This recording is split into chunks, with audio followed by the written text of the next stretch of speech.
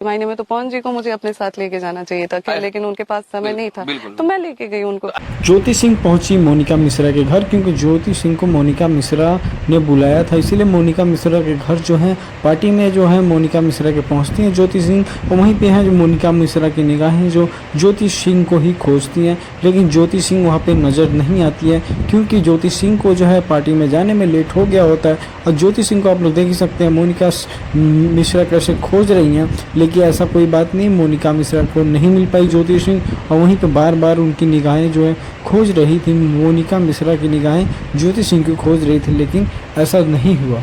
आप लोग अगले वीडियो में मेरे आप लोग देख सकते हैं, बता दूंगा अगले वीडियो में कि ज्योति सिंह जो है मोनिका मिश्रा के घर क्यों गई और मोनिका मिश्रा ने ज्योति सिंह को क्यों बुलाया। आप लोगों को अगले वीडियो में मालूम चल जाएगा पूरी अच्छी तरह से। बाकी आप लोग चैनल को सब्सक्राइब करके और लाइक करके जरूर रखिए और बेल आइकन को जरूर दबा लीजिएगा। बाकी कमेंट करके जरूर बताइए कि ये वीडियो कैसी लगी और आपका क्या राय है इन लोगों के विशेष।